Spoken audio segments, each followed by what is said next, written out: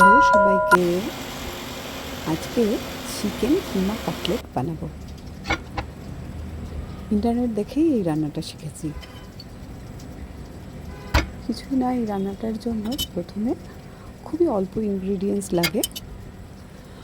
প্রথমে আদা রসুন, অল্প হাফ ইঞ্চি মতো রসুন আদা, একটা গোটা রসুন, আর পুরোটা না 10-12টা কোয়া বা পরিমাণ অনুযায়ী সেটা নিতে হবে।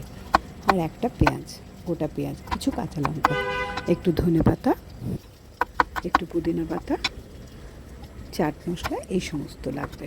খুবই কম ইনগ্রিডিয়েন্টস এটা হয়। প্রথমে রসুনগুলো ছাড়িয়ে নিলাম, তারপরে পেঁয়াজটাকে ভালো করে কেটে নিলাম। খুব সরু সরু ঝিরিঝিরি করে কাটতে হবে, কারণ পেঁয়াজটা গোটা গোটা কাঁচা থাকবে ভেতরে। এবার আদাগুলোকে কেটে নিলাম, তারপর চিকেনটাকে ভালো করে স্ম্যাশ করে নিলাম। টুকরো টুকরো করে কেটে নিয়ে এটাকে স্ম্যাশ করব।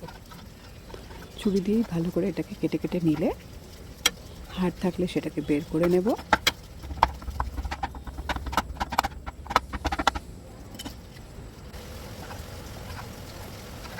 চিকেনটা ভালো করে পরিষ্কার করে কেটে নিয়ে সেটাকে মিক্সিতে দেব, দিয়ে ভালো করে ঘুরিয়ে নেব। আর আদা রসুন আর কাঁচা লঙ্কাটাকে ভালো করে মিক্সিতে ঘুরিয়ে নেব, পেঁয়াজটাকে কিন্তু দেব না। এবার প্রত্যেকটা ইনগ্রিডিয়েন্টস খুব ভালো করে মেখে নেব। নুন দেব, তারপর গোলমরিচ, তারপর চাট মশলা, প্রয়োজন মতো পরিমাণ মতো এগুলো দিতে হবে। যতটা জিনিস সেই অনুযায়ী এগুলো দিতে হবে। এবার একটু টমেটো সস আর একটু মেয়োনিজটা দিলে কাটলেটটা যখন তৈরি হয়ে যাবে তখন সেটা নরম থাকবে। এবারে এই সমস্ত ইনগ্রিডিয়েন্টস দিয়ে কুচনো পেঁয়াজ, কুচনো কাঁচা লঙ্কা, মেয়োনিজ, টমেটো সস, আদা রসুনের পেস্ট, কাঁচা লঙ্কা, এগুলো ভালো করে দিয়ে মেখে নেব। এটাকে সুন্দর করে এটাকে মিশিয়ে নিতে হবে। এবার একটু ধনেপাতা আর আমার গাছের ফ্রেশ পুদিনা পাতা এর মধ্যে দিয়ে দেব। ভালো করে পুদিনা পাতা ধনেপাতাটাকে চপ করে নেব। এবার একটু ভিনিগার দিয়ে দেব, আর একটু হালকা অল্প একটু লেবুর রস দিয়ে এটাকে খুব সুন্দর করে মেখে নেব। মাখার পরে হাতের মধ্যে একটু তেল দিয়ে এটাকে কাটলেটের আকারে গড়ার চেষ্টা করব।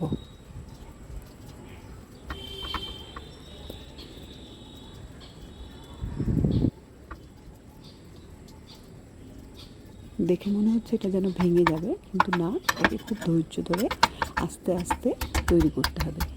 চপারটা দিয়ে এটাকে হালকা হালকা করে সেট করলে এটা আস্তে আস্তে সেট হয়ে যাবে।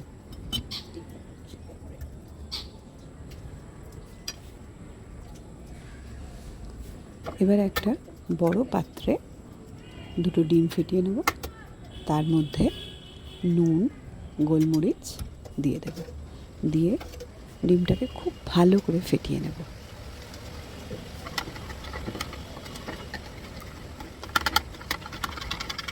তারপর ওর মধ্যে একটু দুধ দিয়ে দেব, যাতে কাটলেটটা একটু নরম হয়।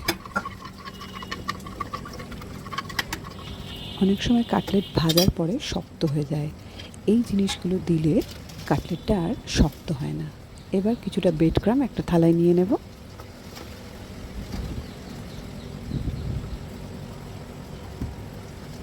এবার যে ফ্রাইটা তৈরি করে রেখেছিলাম সেটা ব্রেড ক্রাম্বে প্রথমে ভাবলাম যে ডিমে দিয়ে দিই, ডাইরেক্ট দিয়ে তারপর ব্রেড ক্রাম্বে দেবো, কিন্তু ব্রেড ক্রাম্বে দিলে একটু বাইন্ডিংসটা আরও ভালো হয়। ব্রেড ক্রাম্বে দিয়েই আমার মনে হয় বেটার হলো।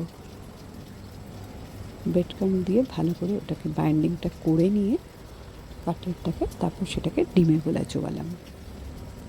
ডিমের গোলায় চুবিয়ে আবার ব্রেড ক্রাম্বের মধ্যে দিলাম, দিয়ে ভালো করে ওটাকে সেট করে নেব। কাটলেটের আকারে ওটাকে গুঁড়ে নেব।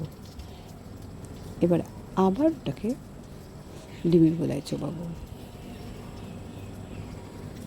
দুবার কোটিং করলে ওটা সুন্দর হবে, তৈরি হবে। এবার আবার সেটাকে ব্রেড ক্রাম্ব দিয়ে ভালো করে সেট করে নেব, হাত দিয়ে ভালো করে এটাকে সেট করে নেব। চপিং বোর্ডের মধ্যে এটা দিয়ে সেট করলে আরও সুন্দর হবে।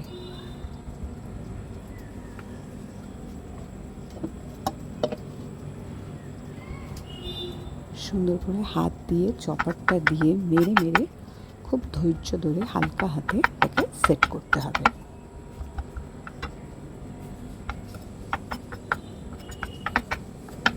এই কাজটা খুব ধীরে ধীরেই করা উচিত। তুলতে গেলে মনে হচ্ছে যেন ভেঙে যাবে, তাই এটাকে চপারটা দিয়েই তুললাম। এবার এটাকে থালার মধ্যে রেখে এইভাবে সেট করতে রেখে দেবো। 1-2 ঘন্টা মতো এটাকে রেখে দেবো, তাহলেই এটা এমন সুন্দর করে সেটিং হয়ে যাবে এবং রেডি টু ফ্রাই। এবার তেলটা দেখে নেবে গরম হয়েছে কিনা। তেল রেডি, গরম। এবার একটা একটা করে ফ্রাই গরম তেলের মধ্যে ছেড়ে দেবো।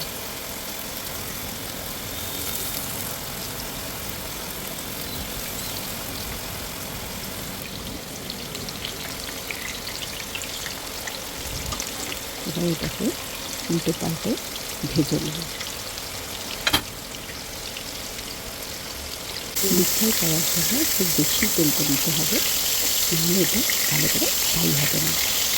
যেহেতু ভেতরে কাঁচা চিকেনটা আছে, তো এতক্ষণ ধরে ম্যারিনেট করে রাখার পরে এটাকে 1-1.5 ঘন্টা রেখে দেওয়ার পরে চিকেনটা অলরেডি রেডি হয়ে গেছে। এবার ডিপ ফ্রাই করার ফলে এটা আরও সুন্দর করে তৈরি হয়ে গেছে।